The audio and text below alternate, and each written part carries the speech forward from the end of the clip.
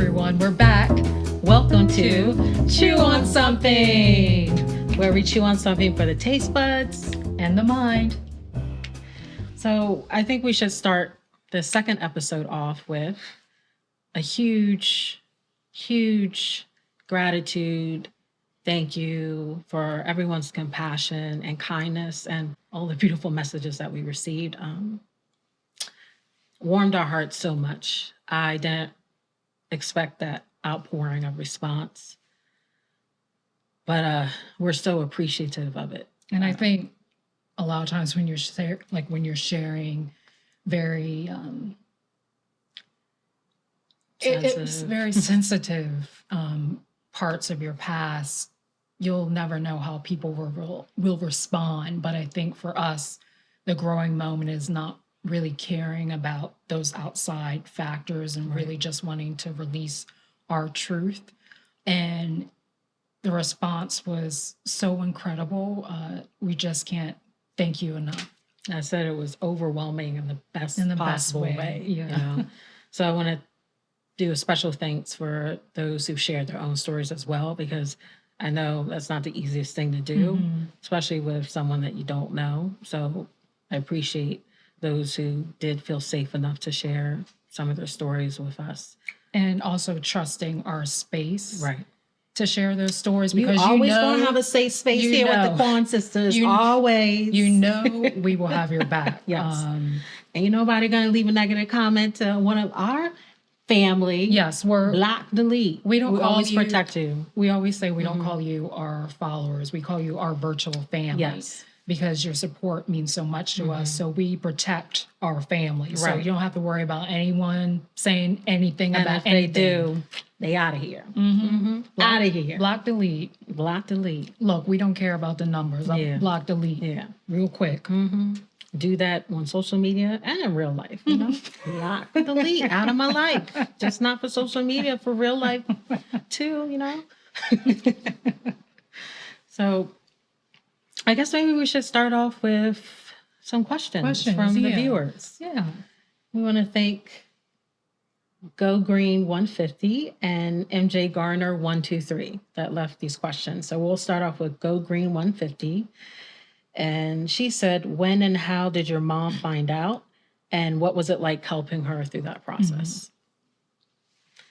Our mom found out when we told her, we were around like 18 years old. We told her about the abuse. And I remember it like yesterday. Me too. We actually told her we were in the kitchen.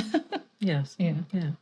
Oh, look at that. I know. Full circle, y'all. Full circle. We told her.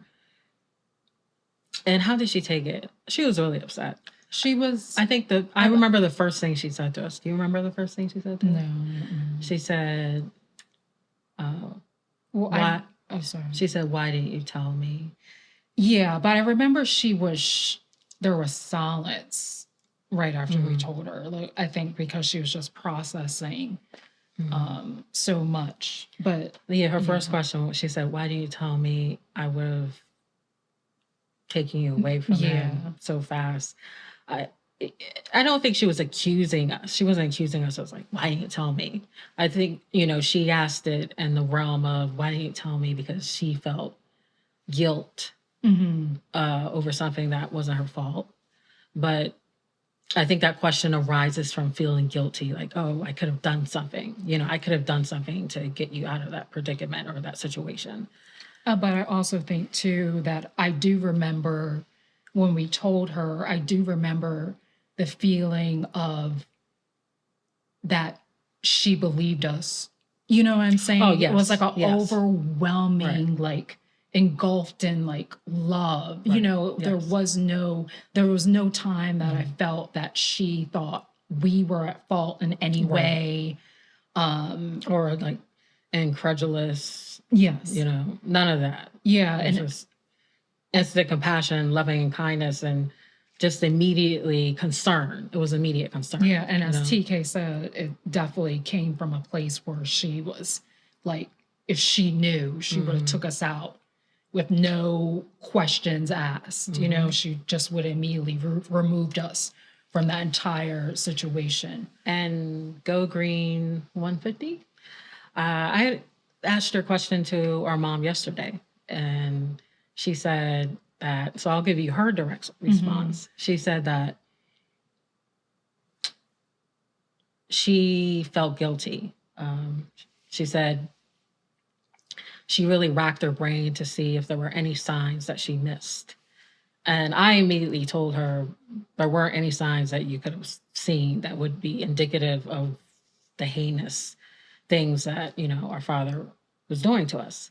And, I was like, you should not feel guilty. And she said, I know, but she's like, it's a natural feeling that you feel automatically. And I said, I get it. I understand, because I shouldn't feel shame, but it's a natural feeling that arises from this type of abuse. So albeit she shouldn't feel guilty about what happened to us because it wasn't her fault. I can understand as a mother and being very protective of her children, even when it wasn't within her control because she had no idea what was going on. It's a natural feeling to feel guilty. And I think, this is what we mean when we talk about feelings of feeling like shame, because I actually didn't open up to my mother about specifics of what was done to us until literally maybe about 6 months ago. We told her what happened, but we didn't get into specifics. And I remember talking to our mom and I just wanted her to know that I remember saying this to her. I was like, I hope you don't feel guilty. And, she said something very similar to what she said yesterday. And I know that she does. And I know that she's still dealing with that as well. My mom still has healing as well to do for herself. Let's just give our mama a little special shout out. Yeah. Dear Mama. Sound like I'm about to start a Tupac song. Dear Mama. Okay. Dear Mama, there are no words to describe how much Sebra and I love you. We know that this is not easy to sort of process the emotions that go with sexual abuse to your daughters, with your daughters. Obviously, we've never blamed you for 1 second. Never thought that you could have seen signs because there weren't any signs to see. But we want you to know that we love you beyond words, that you're a triplet. You're a best friend, you're a mother, you're a sister. And I feel incredibly blessed. See where I feel incredibly blessed to have you as a mother. And also want to thank you for being our rock, because honestly, you were the glue that held our family together. Yeah. You supported us in every way. You supported us not only with showing us what real love looks like, so we always had that constant reminder of what love should be, but you were our caretaker in every way possible. And we had such a huge example of what an icon is. And, we work in the fashion industry a lot, and people ask, like, who's your icon? The first thing we think, our mother. Our mother. They say, who do you look up to? Yes, who is your icon? We always say every single time, check the receipts. Yes. All the interviews, we always say our mom. It's our mother. Who inspires us. And I always say my mom, my sister. That's why I say I feel incredibly lucky to consider women that I love and adore as inspirations. That's a really fortunate thing to have in your life, Yeah. So, dear Mama, we love you. We love you, Mama. We love you. She'll love that. Yeah, I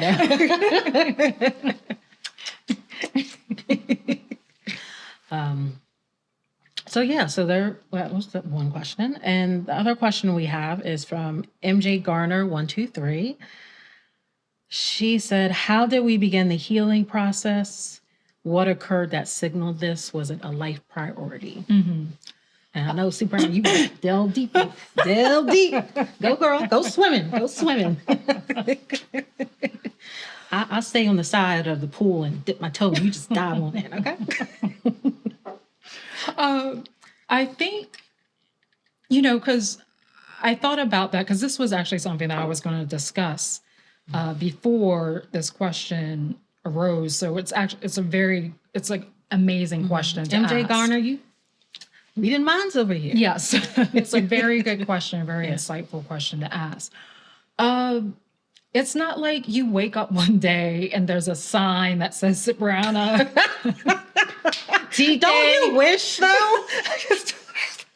They always say, you know, send me a sign. Yes. Lord, send me a sign. I would love it if it was actually a literal sign. Yes. You wake up, it's like Sabrina TK. Look, you don't know what you're holding on to, but you need to release that shame, that anger, that pain, because it's debilitating your life. And this is what you're going to do to change it. I wish we had that sign, Sabrina. I know some of us do. I do. Yeah. And I always believe that, you know, if you wait for a sign, you're going to be waiting forever. You make your own signs. Mm-hmm. And how you make those signs is by changing your environment. I know for me, like I said, you know, I didn't wake up, there was no sign. I wasn't even conscious of all these emotions that I was holding on to that was debilitating my life. I had no idea, but it was showing up in my lifestyle. So how I was eating, the relationships, the romantic relationships I was forming with I'm still men. eating, y'all, so don't judge. Yeah. So, you know, I gained my little weight. Like every time I see Brad talking about eating, okay. You know, but you know, I had a huge addiction. Like it shows up in addictions, like drugs. For me, my drug was sugar, or you know, processed foods, sex, gambling, whatever addiction you may. Even stress can be an addiction. You could be addicted to stress. Say, like, also sex or gambling, because it sounds like you were listening. Like, yeah, my addictions were sugar. You know, sex. Oh, I thought I said, or it could be. I didn't hear or. Yeah. I just heard. I was like, oh. Well, just in case you might want. It didn't pick up. I said, you know, my addiction. I would have judged though. You know, hey. Yeah, you know, I thought I said or, but whatever. I said, you know, or other addictions like sex or gambling. You know I had a very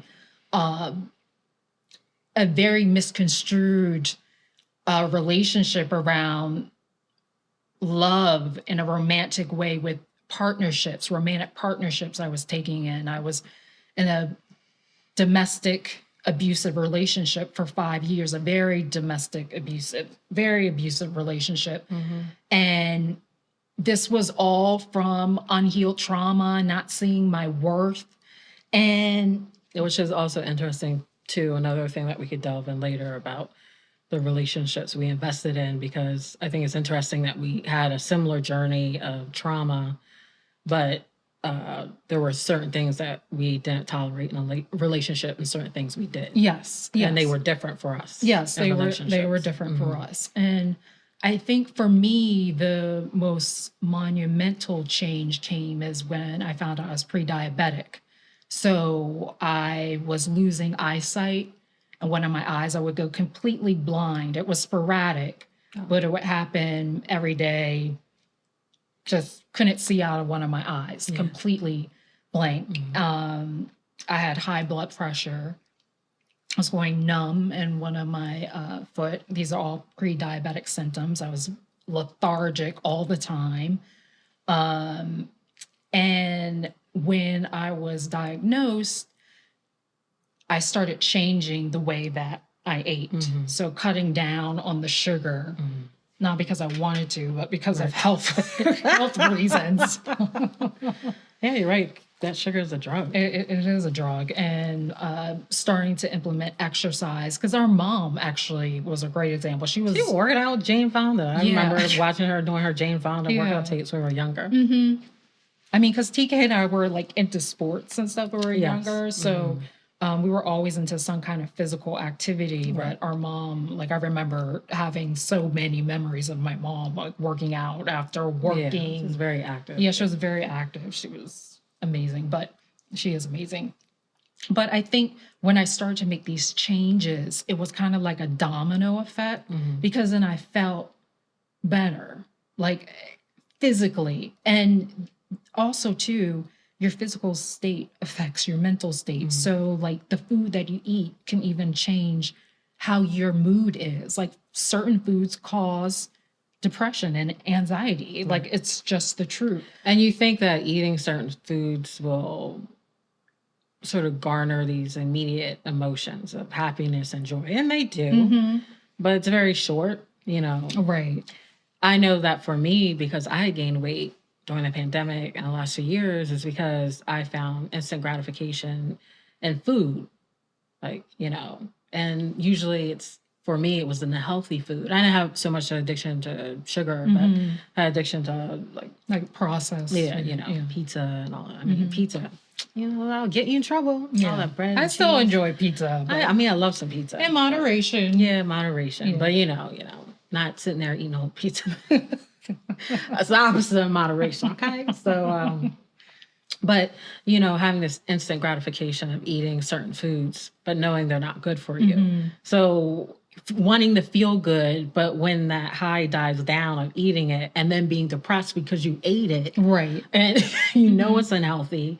But then because you gain weight, you sort of have this feeling like, oh, I've already gained weight. So, you know, and it doesn't come off that easy, that quickly. So you get, you know, depressed that you're not losing it. And then you eat again because you're depressed because you're an emotional eater. And these were the things that, not so much I was depressed, but I'm just saying maybe for other people, I would get down, obviously, because I like to clarify there's a difference between being depressed and down. There's different levels, I would say.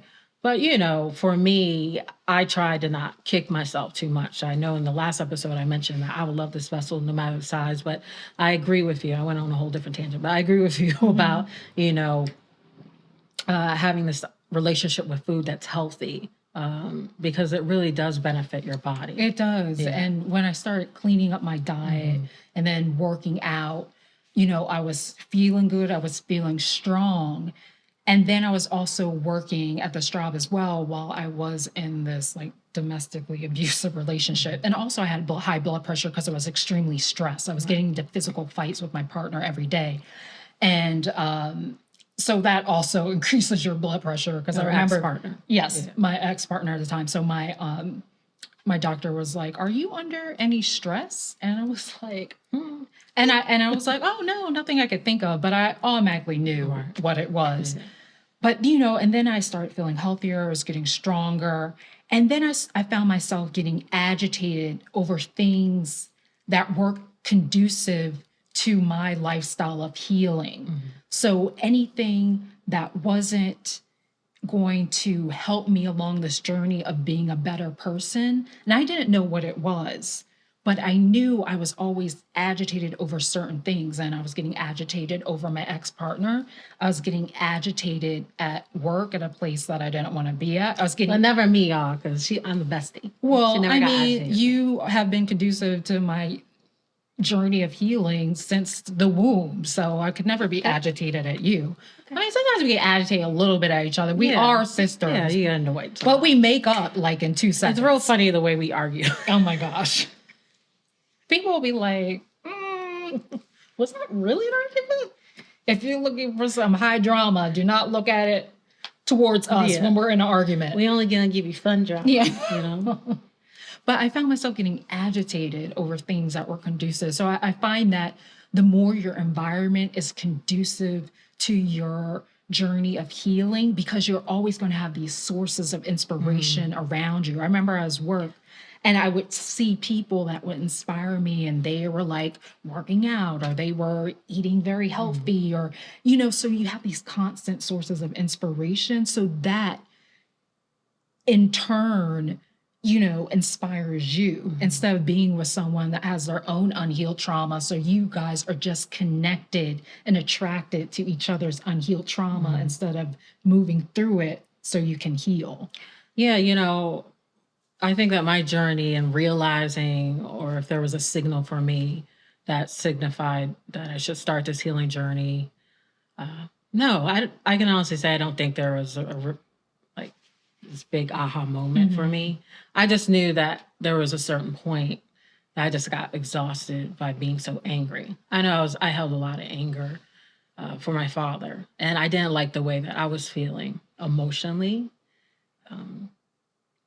Because, you know, hate has real physical manifestations, not just for the mind, but for the body. I mean, there's scientific fact that, you know, hate has physical problems that can cause physical problems with the body. And I just knew that I was extremely exhausted by it.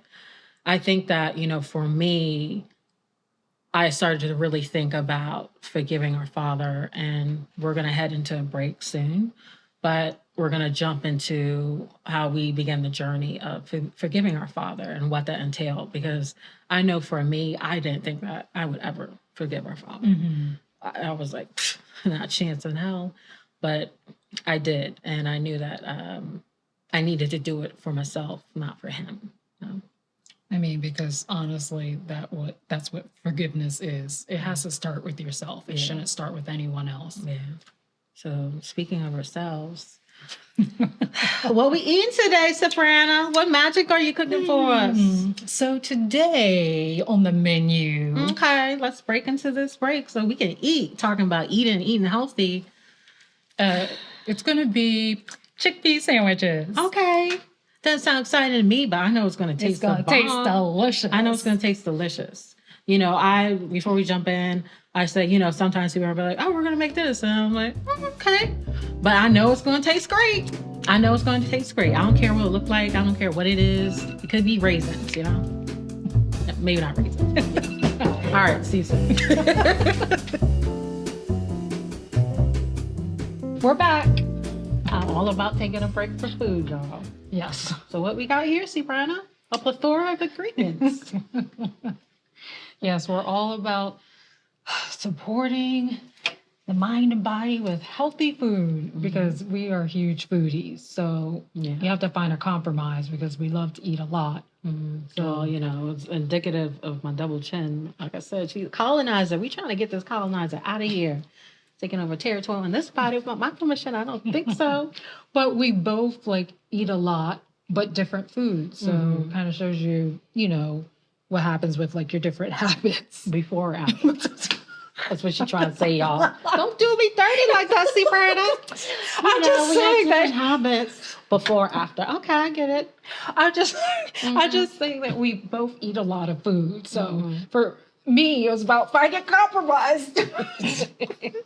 That's what you say. Okay, so we're gonna make. TK came up with a really cool name because we're making chickpea crostinis, but you said crostini for chickpeas. Yes, crostini for chickpeas. So that's what we're making. So we have the mustard. It's the coarse condition. So it's the Dijon mustard. So it's a coarse grounded Dijon mustard, and then relish, white onions. We have some boiled eggs. So this is 6 eggs boiled. And then for people that are completely, if you're vegan, you can leave the eggs out. And this is just chickpeas. Or you can go egg white, right? Or leave the yolk out, or the yolk is important? I mean, the yolk is important because it's where a lot of the nutrients is in the yolk. But I mean, it's to your preference. Right. But if you're solely vegan, then you can leave the eggs out. But eggs are high in cholesterol, aren't they? The yolks? No, it's kind of dispelling old nutritional information where people were like, oh, it's high in cholesterol, but eggs are actually really good for you, especially for protein. Oh, okay. For people, again, that don't eat a lot of meat, I mean, this to me is still considered a substitute for meat. But yes, so I believe you. So if you're vegan, you can leave this out. But chickpeas, celery, and then we have a mix of some Cajun spice with black pepper and sea salt. And then we have a vegan mayo because actually I'm not a fan of regular mayo in general. I'm just not a mayonnaise fan. Me either, unless I'm making some deviled eggs. Yes. I love some deviled eggs, y'all. Well, there you go. Mayonnaise and eggs. Yeah, exactly. Let's scrap this. I'm just teasing. So this is an avocado oil mayo. And then we have some dark rye bread, which is really delicious. Okay. It's delicious. So we're gonna mix all these ingredients together, except for the bread. Okay. So I'm gonna have to put a little bit of my back into it. Put your back. Put my back into it. Hey. Should we do on the counter so everybody can see what you're doing? Well, it's harder for me to that's why I list all the ingredients out because like I Trying to said, keep y'all in the dark. Huh? yeah. So like I said last episode, until we get to the chef's table level, I'm gonna do what's we gotta easier work for me. with what we got. Yes. Do what you gotta do. So right now I'm mixing the 6 eggs, and the chickpeas are 2 cans of chickpeas. Okay. So I use 2 cans of chickpeas and then 6 eggs, and I'm mixing that together because it's going to make a large batch. Because I like making large batches, and you have like leftovers for tomorrow or the next day. Yeah, you said Cajun spice, and it makes me think of New Orleans, and I love me some New Orleans. So we went together. You had been before, right? It was my first time a few years ago. Well, the first time I went was with you. Oh, okay, yeah. So we were on a job. We Yeah. were working, and we were in New Orleans. And New Orleans bestowed my heart. I just fell in love with it, especially the food. But let me tell you something. When we went there, we had a friend who lived there, and we had some recommendations for the crew. And the crew was like, "Oh, we have recommendations." And I said, "Well, where did you get your recommendations?" And they're like, "From someone else who worked here." I was like, "Well, do they live here?" No. I was like, "Okay, let me tell you." We went to those recommendations, and those recommendations did not do what they were supposed to do for New Orleans. No, they were. Let me tell you. They were horrible. And I was like, why aren't we taking recommendations from someone who lives in New Orleans? Yes. It don't make no sense. They say common sense is not common. I was like, damn. We're in New Orleans. We're trying to taste the cuisine. Yeah, I mean that. So when I go back, I want some recommendations from people who live in New Orleans. Yeah, that didn't actually make any sense to me. Oh. I was like, I was like, maybe they were having some drinks, because when you drink, anything could taste good. So. Yes, and we're willing to be open. Like, hey, it could have been a good suggestion. Yes, that's why I said, let's see. Yeah, but we were right. Oh, man. Because I really wanted to taste, what's the dish there? Not the crawfish boil, but there's gumbo. I really wanted a great gumbo when I went there. And we didn't have that chance. We did have where they put it, the broil. That's what I'm saying, the crawfish bowl. We had one that was excellent. Yeah, that was great. Oh, I was saying, I wasn't talking about that. I was talking about like a gumbo. A good gumbo. Yeah. Oh, yes. We did go to, because I think it's quite known, this place. It was like a bar. Just a bar, and they did an outside crawfish bowl. Yeah. Right. Yeah. It was excellent. But, speaking of bars, usually you'll find some really good food in dive places. Places that you least expect to have good food. You see the facade and maybe suspect, but when you go in, the food is banging. Incredible. It's banging. Yes. Make you want to do a little jiggle and dance. It tastes so good. You know when food is good when you want to do like, little dance. Yes. But, I really, really love New Orleans.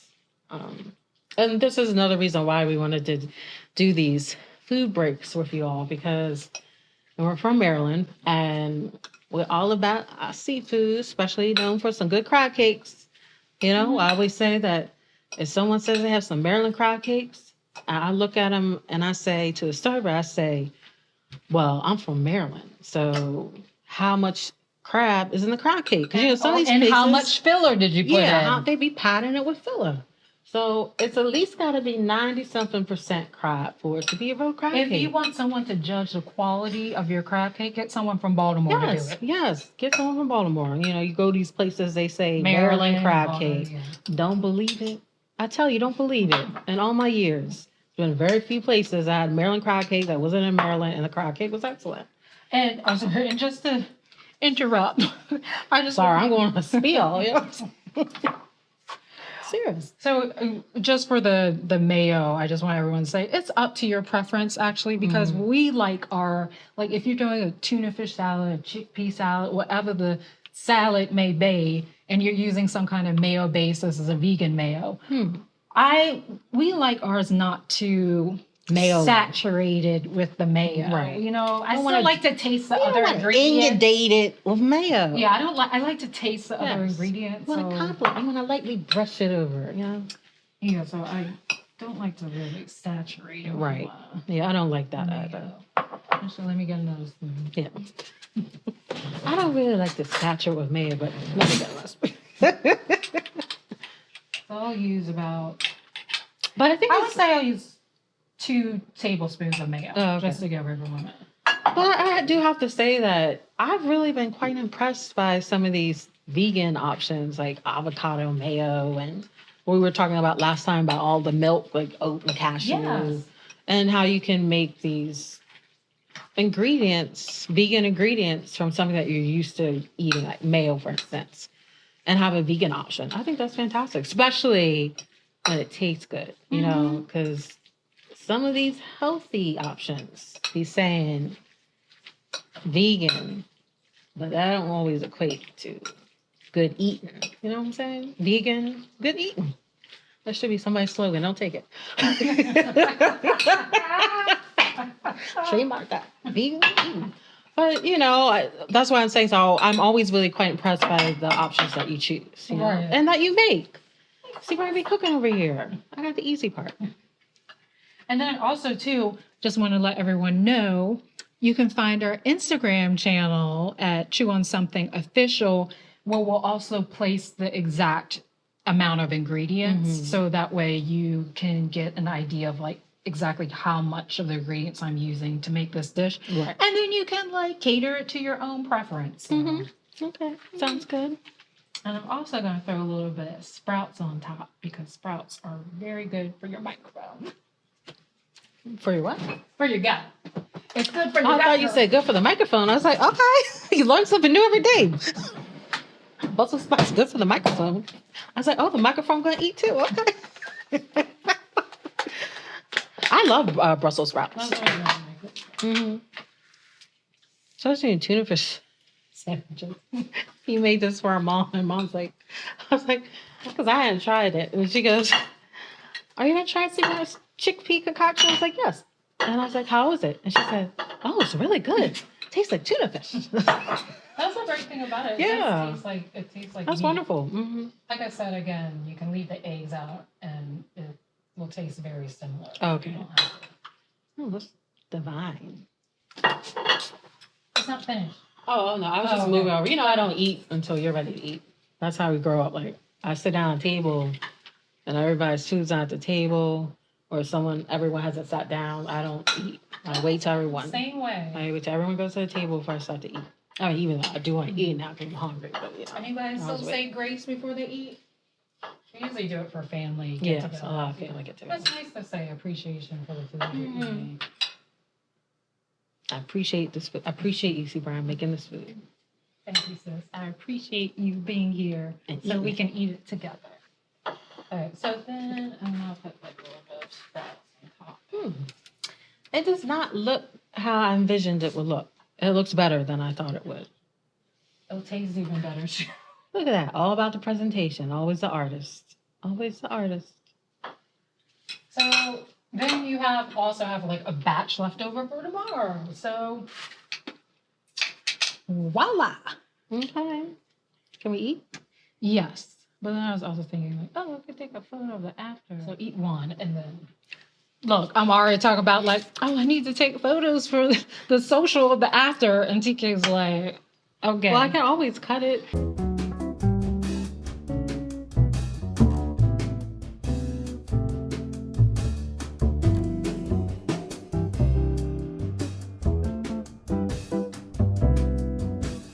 It's easier.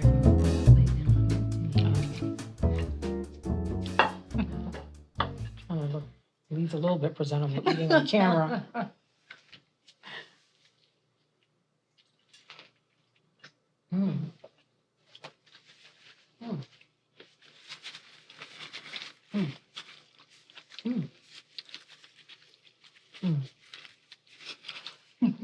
It's gonna be the break.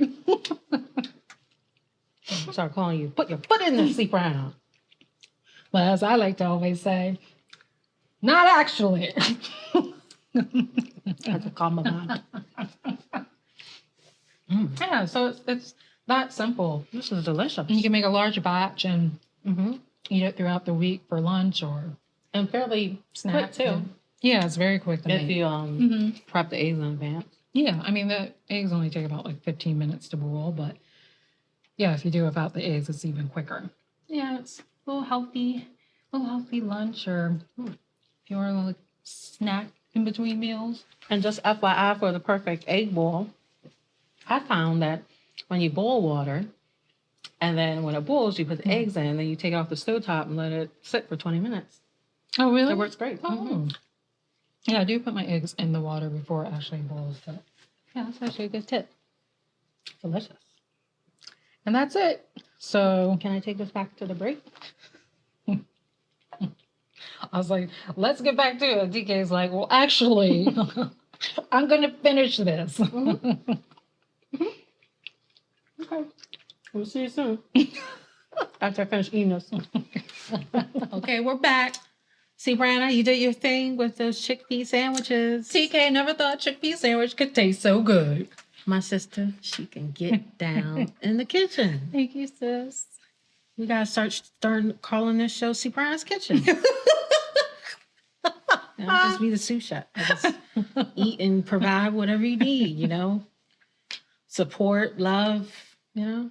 That's a compliment because she's not being biased. If she doesn't like something, she'll let me know. I sure will. The one thing we're not going to do in this wonderful sisterhood is lie to one another. You know, because a lot of people got too many yes people in their life, and I don't enough no people and tell them, give them the honest opinion. Yeah. I want to be surrounded by yes people. I want to be surrounded by, girl, now you know today is not the day to be looking like that, you know? It just made me think of a memory about certain men I dated in the past. And TK would take me to the side and she'd be like, look, Like, that's a no, but I love you. And then she'd be like, hey, I remember specifically this one incident where we were younger. And she introduced me to this guy, and I was like, oh, nice to meet you. See where I got to talk to you for a minute. And I was like, girl, I was like, this guy's, I don't like him. He's corny, but you know, okay. And I was like, nice to meet you. She always gives me her honest opinion, and I do the same for her. She sure does. She sure does. So that's the type of relationship we have. Yes. Well, you know, so jumping back into this idea of forgiveness, I know that we have different journeys forgiving our father. You know, I had a very difficult time because I was very angry, and that anger, I was infuriated with our father, more than words can say. It was very tough for me to forgive our father, especially when I was younger. And I stopped thinking about forgiveness in these terms of whether he deserved to be forgiven, because I said, oh no, I'm not going to forgive him for what he did. He doesn't deserve to be forgiven. He doesn't take accountability. He hasn't said he was sorry, acted like, you know, nothing ever happened. And I said, oh, he doesn't deserve it. And then I started to think about forgiveness in the way of, well, forgiveness for me and for us meant about letting go of all that anger that we had for him. So I deserve to let go of that anger, because it wasn't about letting go of the anger I had for him. It was about letting go of this anger I had within me for anything or anyone. I didn't want to possess that anger. So forgiving him had nothing to do with him. It had everything to do with me. I deserve to forgive him because I deserve to let go of all this anger and hate that I had towards him. I'll talk about this one incident very quickly. When I was in my early 20s and I had my first solo show as a music artist. I remember it was at Santa's Party House in New York, and my sister was there because my sister is always at every show. If it's in the US, she's at every show. I'm her number one fan. She is. I be getting jealous sometimes. People be commenting and be like, TK, I'm your number one fan. I'd be like, excuse me, I beg to differ. TK's laughing, but this is a serious matter for me. I am her number one fan. Oh, sis. Everyone else can be the second fan, but I'll make that clear today and for the rest of time. I'm your number one fan. I'm always your number one fan. Oh my gosh. Yeah. If a lady could blush, she would. But you know, I had this solo show at Santa's Party House, and security comes up to me and says, oh, someone outside is saying your dad's here. I was like, huh? Saying your dad's here? And I was like, oh, okay. I was in a state of disbelief because at that point we hadn't seen our father for years. And our father came in, y'all. I was a hot mess. Yeah, I actually remember that day because I was there. Yeah, I was a hot mess. And I said, TK was in her dressing room, and I said, let me go speak with him. Because when I saw him come in, I immediately felt sorry for him because he just looked beaten down and worn down and really tired and not the father that I was used to seeing when I was younger. But I was also really upset. Not angry, just upset. So I went to the bathroom. Well, I got Sabrina and went to the bathroom and started bawling. Because I actually went and told Yeah, Dad, I know. That's what I'm going. I was bawling. And Sabrina was like, I got you. You don't have to worry about this. This is your first show. And I was like, oh, this is my first show. I was already nervous. And now coupled with this, I had to do her file. And she's like, nope. She's like, I'll talk to him. I got it. And then we went and talked to him. And then I went and spoke to him. I just said, this is not the time. This is not the place. We haven't spoken or talked in years. This is TK's first show. Mm-hmm. This is just a terrible moment to just show up out of the blue. And, and he didn't say, the only thing I remember him saying was like, oh, okay. Mm-hmm. But he just looked, we were little girls when this happened. And now when I was talking to him, I felt so much like stronger and, I felt so much stronger and bigger. I was almost like talking to, and he was a grown man, but it almost felt like I was talking to a little boy in a sense, just in a way that I could recognize a lot of the trauma that he was still dealing with. But yes. Mm-hmm. No, I'm glad you felt that way because when I saw him, I just like, whew, I just broke down. I was sobbing in the bathroom and then I had to go on and perform. And she killed it. I killed it. And this is why we talked about like being highly functional, despite trauma and abuse. And she killed it. You never would have guessed that our father just showed up minutes before. Hey, well, this is what thank you so much for everything I killed. Thank you. Oh, I mean, thank you. I mean, you're incredible. That's why I have the #1 fan title forever. Okay. But, it's pretty insightful for you to say that, like, we're highly functioning. What was the term you used? Like, highly functioning. It's like a specific term, but we are highly functioning because individuals. We're used to doing our entire lives. Right. Despite dealing with all this abuse. Like every day, right before school, go to school, nothing happened. No one could tell anything happened. No. And then come back and deal with the same abuse as well. And to live in fear as well every day, coupled on top of all that physical and sexual abuse, mental abuse, and the fear. Right. We can do another episode on that. Yeah, it was petrified. Talking about fear. Having this great trepidation for our father. And so forgiving him, I remember, like I said, when we were early 20s, I was so angry at our father that I thought, I was pretty adamant. I thought that I would never forgive our father. Thought I would never forgive him. But, like I said, there wasn't a aha moment for me. I just knew that I was just exhausted by feeling so angry at him all the time. And like I said, we never took it out on anyone, but, someone was rude. We did take it out on ourselves. On ourselves. We did, yeah. Or someone was rude or something, like we took it to another level to put them in their place. But, I just knew that I was just completely exhausted by it. Well, I know for me, I think, and also TK as well, when I really began to understand why people, when that expression, when they say hurt people, that's facts.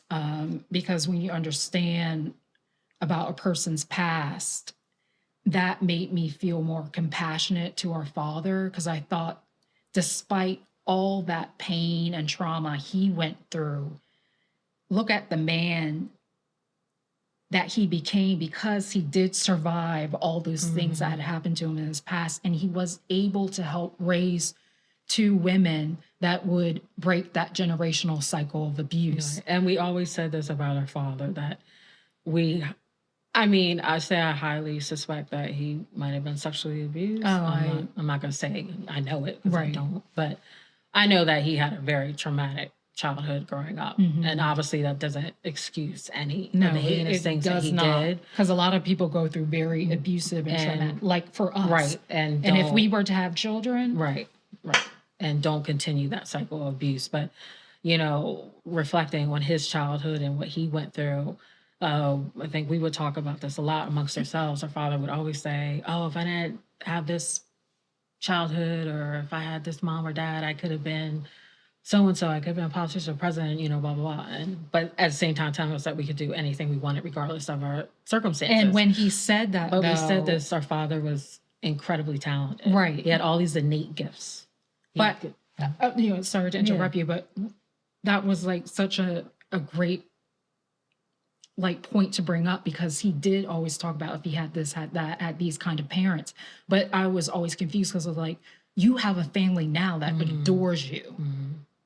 Yeah. So what is your excuse? What are you talking about if you had this kind of family? Right. You have all these innate gifts and you have this family that loves you. Like, you know, and we talk about love. And I can say that, you know, I don't love our father anymore. And when I was younger, I did. And it was really confusing. I talked about this last episode of this father had this dichotomy of between being diabolical and jovial and compassionate and loving, or what seemed compassionate and loving. That was really confounding to us as little kids. And throughout it all, I loved our father. But as I got older, I think going through so many years of hate, that I lost that love for him, even though albeit I forgave him. And I feel compassion for him. And some might say, well, that's a form of love for someone, which I wouldn't disagree with. But I would never sit here and be like, I love my father. And I know you feel differently. Yeah. You know? I mean, just for me to forgive him, I really had to understand who this man was. And when I started to understand about, you know, all the parts that made him into that person that he was when he became a father, I started to have more compassion and a sense of just really respecting how he pushed through a lot of obstacles in his life in many ways where other individuals would have fallen or given up. And despite passing on this abuse, because this is what happens, you can either pass it on or you can be the one to stop it. Right. And it's not like we're consciously like, oh, we're going to stop this cycle of abuse, but it happens through actions and habits and your environment. And who you surround yourself who with. you surround yourself with. So I think I really understood who he was, his past. This is when the compassion started to come through. But forgiving had a lot to do with myself, because I was still holding on to a lot of shame. And I know for child sexual abuse survivors, a part of that element has to do with, because we were groomed at a very young age. I mean, the youngest age I can remember being abused could have been younger, but was 5. And, you know, and even though he was physically violent with us, and the sexual part is violent as well, but it was also very sensual. And I wanted to say this because this is what I had shame with. The sensual part of it coming from your father. So, and then growing up in your teens and having all these confused, these sexual feelings, I felt so ashamed. I was so ashamed. I was so disgusted at myself. So not only was I angry at him, I was angry at myself. And if I could just show that little girl, that teenager, that you had nothing to be ashamed of, you know what I'm saying? Yeah.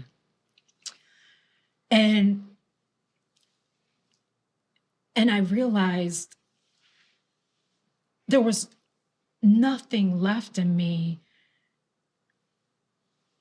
to give anymore. I was tired of feeling so heavy and consumed with all this anger, and, you know, all this anger of not thinking that I could do more, thinking that I could have did this, I could have did that. And we did what we had to do to survive. And that's the only thing that matters. Yeah. So if anyone they're going through addictions right now, if you're going through an addiction, if you're a drug addict, you're a sugar addict, you're a sex addict, you're a gambling addict, you're a shopping addict, whatever your addiction is, just know that in this moment, you are here today, you're alive, and you survived. And tomorrow, or even if you see this right after this episode, is the chance to change your life around. It is never too late. Never. I never say, oh, I'll do it tomorrow. I'll start tomorrow. What's wrong today? Yeah, what's wrong today? And look, sis, I really commend you on going there with the sexual abuse and expressing those feelings, because I can say honestly, I'm not comfortable talking about those emotions that I had when we were being sexually abused. At least not right now, and I applaud you for being comfortable to express that, because it's not easy. And I think it's really brave of you to talk about this side, because people who haven't been sexually abused will be really confused. Like, huh? Yeah. What? And they just won't understand it. But those who have been through it will completely understand what Superman just talked about. And I mean, there was times, and even despite all that, I remember there was a memory, and I'm not proud of it. I remember standing over my father, thinking if I took his life in his sleep, yeah, hey, this would all end. Hey, sis, like, I had those feelings. It's not something like, oh, I'm really not comfortable saying, but I'll say it. Every day of our lives, I would pray, and I would pray God would take our father away from us. I would pray that he would die, because I just wanted it to be you, our mom, and me. I just wanted it to be the three of us. We were in so much pain. And I also have guilt for not being able to protect you, because I knew you were going through the same thing. And not being like telling someone so it could stop the abuse. Because, it's the most painful thing to see someone that you love more than anything in the world being abused. And I would say that I would take all the abuse in the world if it meant that you didn't get to have any. That's how I felt as a kid. That's how I feel now as an adult. So I understand those feelings of when our father died. And when he got in a severe car accident when we were about 14 years old, because I remember we were in a basketball game. The coach pulled us out of the game and was like, we have some really upsetting news. Your father just got in a really bad car accident. I mean, he died. I think he died a minute or two, lost his life. They brought him back to life. And I remember the first thing I thought, I was like, thank you, God, for listening. But you didn't really listen, because he came back to life. That's how I felt. That's how you felt? That's how I felt. I didn't want him to come back to life. No, I'm saying I didn't want him to come back to life. I was like, God, listen to me. Yeah. But you brought him back to life. I didn't want him to be brought back to life. You felt different? I felt differently. I felt, the first emotion I felt was, I was upset that he was hurt. Yeah. Yeah. I mean, I was upset he was hurt as well, but that wasn't my main emotion. But then when we got to the hospital as we were going, I was thinking, if he died, it was just a conflicting Well, emotions. You know what? I felt really sad when I saw him in the hospital, because it was really severe. He had to learn how to talk and he forgot walk everything. Again. Yeah, he actually didn't remember who we were. Yeah.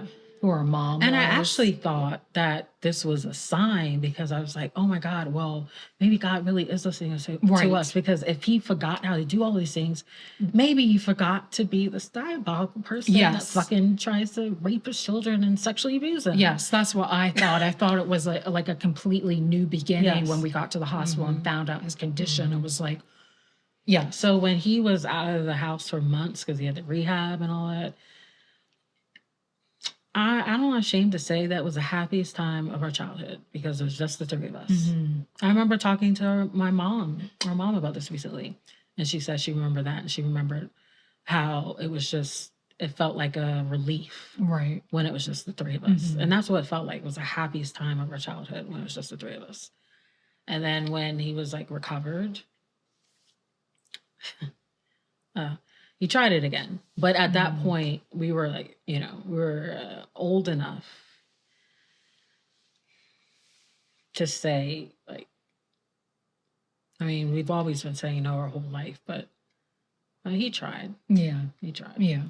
And I thought, oh, nothing's changed. Right.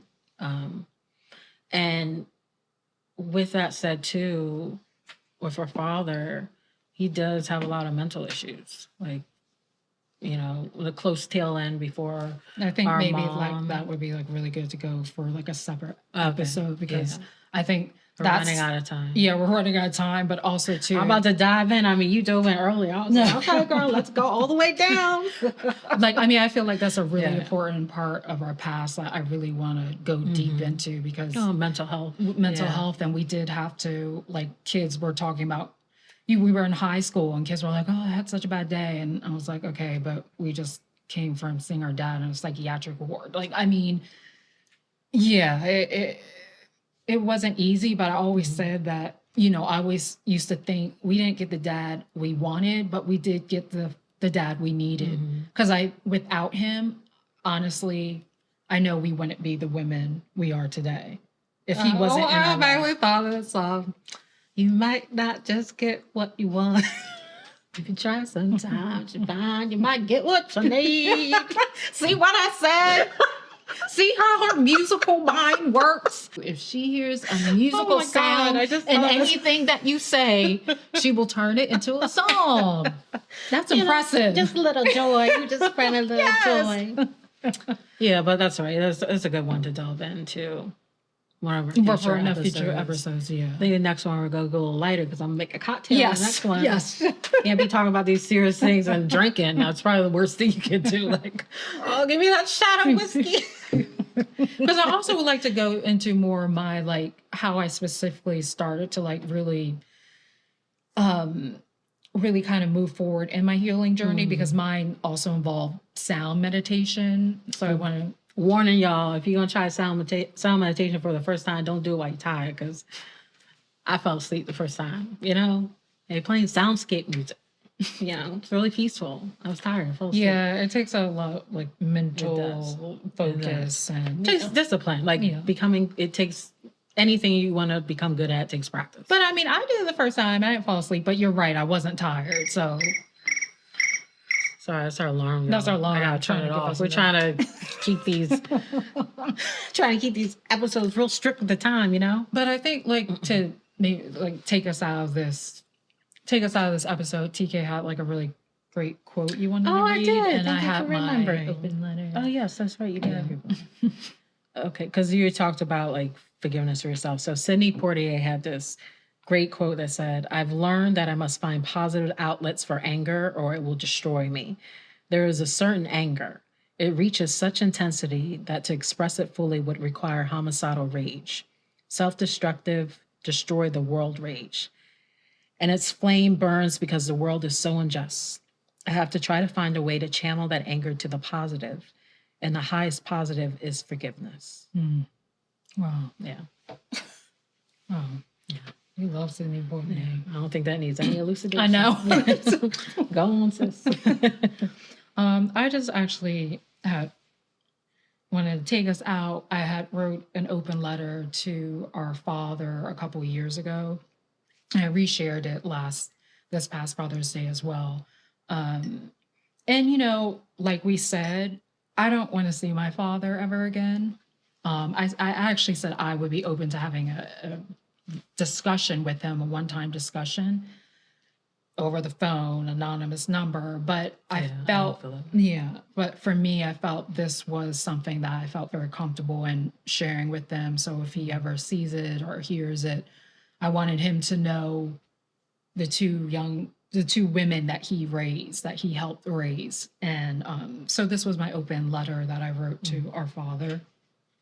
I said, in a world where you didn't have the privilege to experience your childhood, pushed towards manhood at a young age no child should endure, to be consumed and misused by a legal system that dictated a fate that would try to make it impossible for you to prevail. Nevertheless, you survived. To be criminalized of your mistakes as a boy instead of a chance to find rectification in your future as a man, to live and grow in a world that did not value your worth as a Black man, so in return, you did not value your own. To a man, despite all these obstacles, managed to endure and raise 2 girls that eventually would be the women to break the multi-generational cycle of abuse. Break the multi-generational cycle of abuse that you could not overcome. You are one of the most intelligent men I have ever known, a prodigy in engineering, math, and music, a voice of the likes of Marvin Gaye and Otis Redding, a comedian that could have sold out nationwide tours, natural skills of a prolific pianist, and a heart that at times was fighting to reveal the man you were meant to be. But in the end, you let the past define you, succumbing to hate that consumed your ability to truly love wholeheartedly.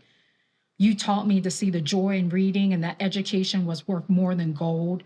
You taught me my sister's love should never be taken for granted and that anything was possible if we believed in ourselves, followed by action. You taught us to always ask questions if we did not understand the answer or are uncertain of the authenticity. You taught us to never judge a book by its cover, for it was almost never how it seems. You taught us to treat others with respect, not by the position of their profession, but by the position of their hearts. You taught us others may underestimate our value, but never to underestimate ourselves. But most importantly, on this Father's Day, I can say you taught us to be strong, to let no one physically or mentally abuse us. While there was hypocrisy, sorry. Oh, apologize. That was beautiful.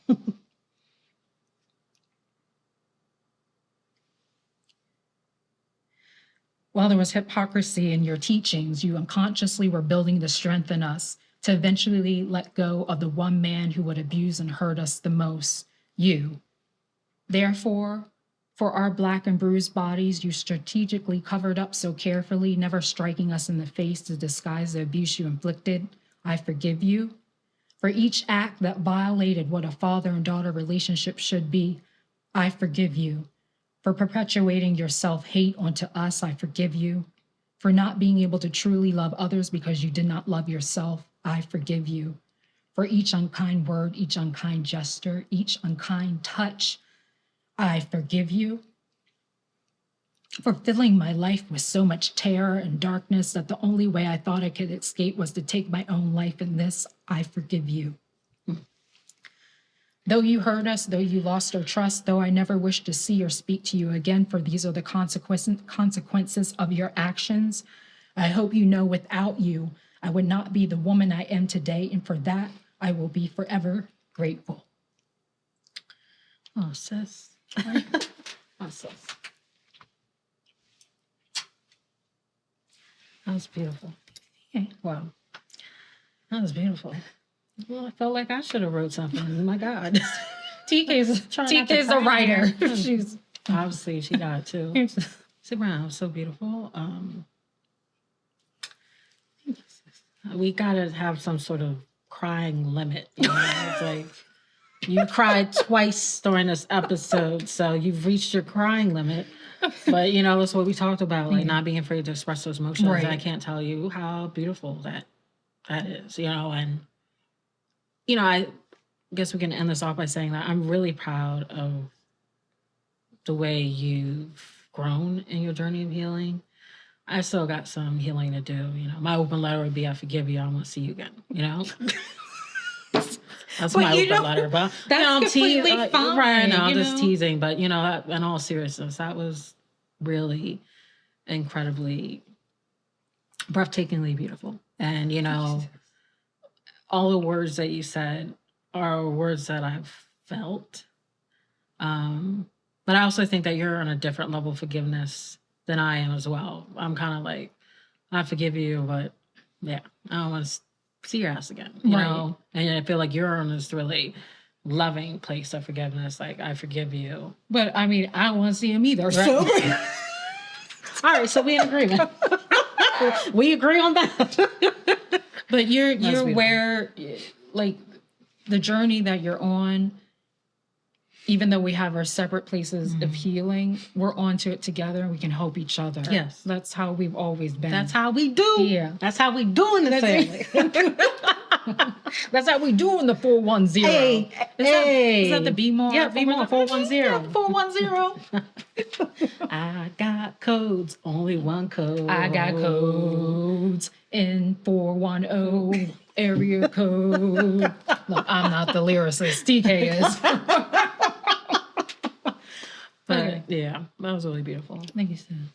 So I guess we should end this off by saying, if you have any questions for us, Yes, or you have topic ideas, oh, great topic that ideas you want us to talk about, we're very open to suggestions. Yes. I mean, we got a whole list, but we'll add to it. Yeah, We'll credit you. and You got please keep the questions? questions coming. Yes, we love questions.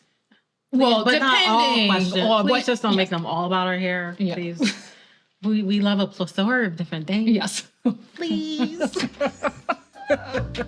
But thank you so much for tuning in Yes. and embarking with us on this new journey. Yes. We really appreciate it. And we'll see you next time on Chew on something.